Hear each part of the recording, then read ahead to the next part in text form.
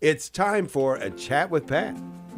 Oh, and I'll tell you, this is a great article today. I can't wait to talk to Ann Burns, wife, mother, and founder of the Feminine Project. And this article can be found in Crisis Magazine, and the title is Propriety, a skill to help avoid near occasions of sin and scandal and to grow in a happy life. Welcome, Ann. How are you today? I'm doing well. Thank you so much for having me. Oh, Ann, I love this article. It was almost like an examination of conscience for me. So many things to think about in this article. But to get us started, you talk about propriety, kind of this idea of what propriety is versus kind of how modernity has talked about being authentic and genuine. So can you kind of, before we jump into this, kind of define both of those ideas for our audience so they know where you're going with this? Oh, absolutely. So propriety is simply asking ourselves before we say something, do something, is this appropriate for this context? If I'm going here, is this the appropriate way to dress? Is this how I should be acting? Is this the appropriate way that I should be communicating? It's basically just the exercise of pausing and discerning before we act. Whereas in today's world, we have this idea that, the most wonderful and noble thing you can do is just be true to yourself and just be authentic. And if you like to be crass, that's great. And if you like to, go out in your pajamas, you do you. And it's very much a celebration of just keeping this bar as low as we possibly can and saying you don't have to rise for the occasion. And it's very self-centered. It's very much focused inward, whereas propriety trains us to turn outward and think about our neighbor and think about those around us.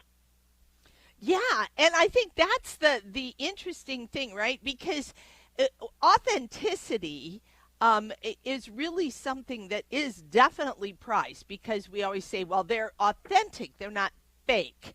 So how do we kind of look at authenticity in regards to not being fake and being like tying it in with propriety, and because it's all part of training and virtue, correct? Yes, exactly. So I think there's this unfortunate idea that if you're practicing etiquette, if you're discerning, you're putting on an act, whereas actually, if we're growing in virtue, we're going to recognize that a lot of our proclivities are actually things we have to eradicate. And so I think it really just comes down to interior discipline and learning to say, nope, it's not about my will. It's actually about learning to do the right thing and being charitable and understanding that there is a proper way to behave. And that is authentic. That is being genuine, as long as that's your way of life. If that's your pursuit, you're pursuing holiness, you're pursuing to live out virtue. There's nothing fake about it. Yeah, because you bring up in this article, because you give the example of how you used to like dress for going to mass and how you were kind of challenged on that and changed the way you viewed it. But there, you also draw the difference between being worried about what others think and that our actions hold weight. Can you explain that? Because I think that's so important. Yes. So I think there's this concept that if you're taking into consideration, I need to consider my neighbor. It's like, oh, well, you're just worried about what everyone thinks of you. Mm-hmm. But it's recognizing that, no, we actually have an audience. What we do, what we say, it all impacts someone. People are watching us. And as Catholics, if our actions aren't in alignment with our Catholic beliefs, we can be a stumbling block to those around us. And so it's just being very honest with ourselves that the way that we act has effects. It impacts those around us. People are watching, they're taking note. And if we are called to be saints, which we are, we need to be very mindful of what we say, what we do, how we dress, because people are noticing, and they're also going to notice whether or not it is in alignment with who we say we are as Catholics. So the idea then is that really when we kind of just say we're being authentic or genuine, we're really just doing whatever we want, right? And so that really, and you talk about that as a lack of charity. Make that connection again for us. Yes. So I think this idea of being authentic and it's just you do you, and it's very self-centered because it's all about I prioritize me above everyone else. So my goal is I want to be comfortable. I want to be happy in the moment. It's instant gratification.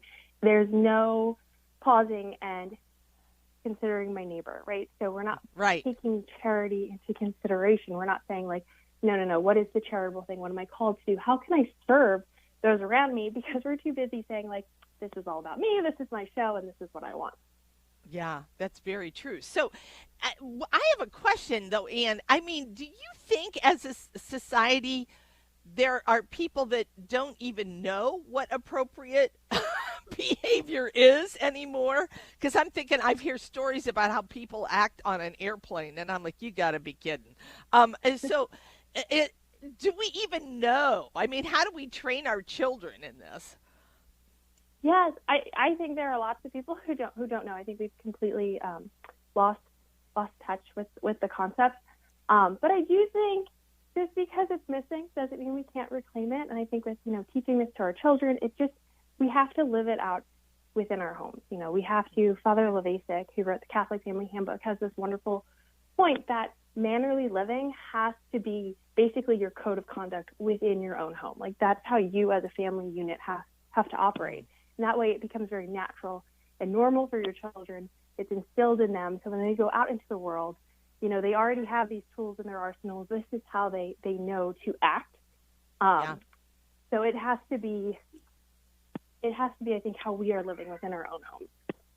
So, Anne, you make a connection of propriety to reverence. Can you kind of describe that for us?